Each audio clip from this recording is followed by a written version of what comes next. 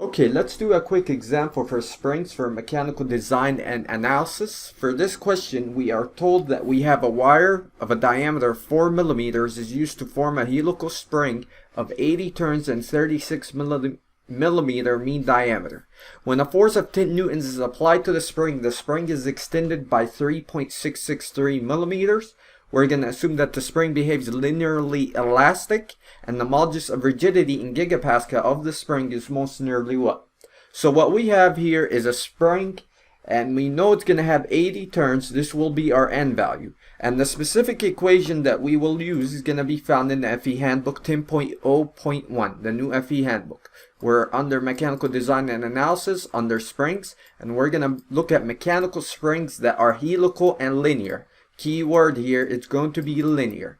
So the shear stress is given. We're not going to use that equation for this question. What we're asked to find is our G value. So if we go back, we want to find the modulus of rigidity, which is going to be our G value.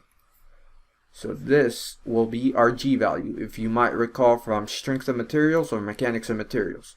So we will use this equation. The first thing we will do is find our K value, which is our spring constant, using Hooke's law. Then we will simply apply this equation.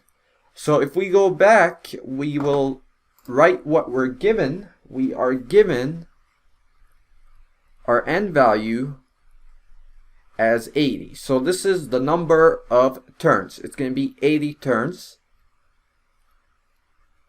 And we can note that in the equation in the FE Handbook, we need our lowercase d and uppercase d. So lowercase d, if I bring a quick picture into our example here, we know based on this spring, picture of a spring, the lowercase d is going to be the diameter of the coil, and this will be the mean diameter. Uppercase D will be this distance. Let me use blue for that. It's going to be this distance. So this is our uppercase D, the mean diameter. So for lowercase d, we're given it's 4 millimeters, which is about 0.00 meters. So let's just convert that. Lowercase d is 0.004 meters. Uppercase D is going to be 36 millimeters.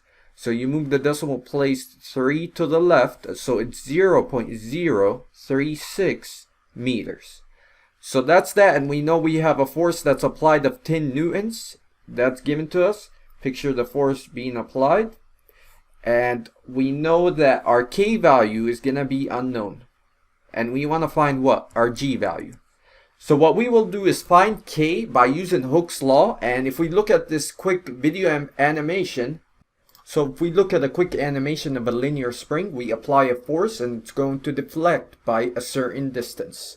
And we know this distance is going to be X, and we also know the force is going to be K times X. This is based on Hooke's law, and we know this is going to be the force needed to deform the spring at a distance X, and K is going to be simply the force over X, which will be in units of metric of Newton meters.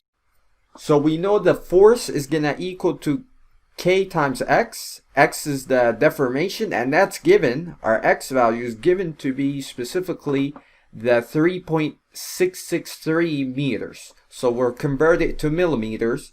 So it's going to be you move the decimal 3 to the left. So it's 0.003663 meters. Or you take this value, this is the same as doing this, 3.663 times 10 to the negative 3 meters.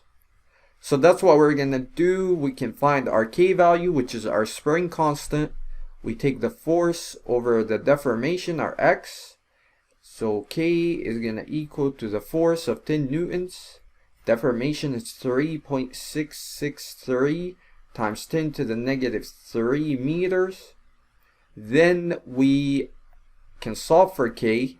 And I did the math for that. I got around 2730.003 Newton per meter. That's the correct units, Newton per meter.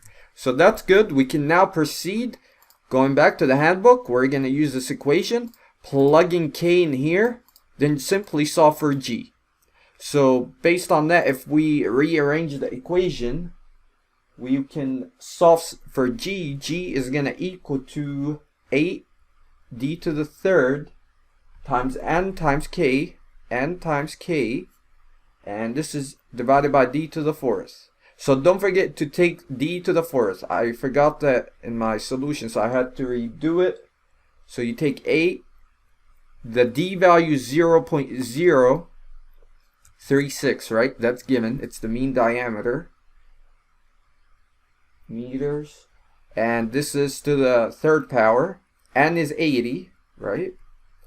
K is gonna be the value we found here, so just plug that, the spring constant, Newton per meter, and then the units look good, and we take lowercase d to the fourth, so it's at 0.004 to the fourth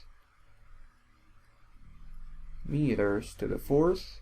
So you can now solve for G, our modulus of rigidity, and you should get, if you do the math there, it's around 3.184 times 10 to the 11 Newton per meter squared.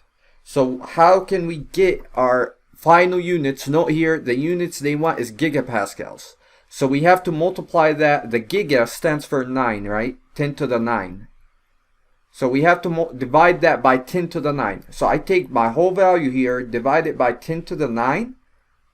We can solve for G, and we have 318.43 gigapascals. So that's our answer here for the modulus of rigidity, and it's going to be around D. That's all. Thank you. Don't forget to subscribe, like, and let me know if you have questions. Take care.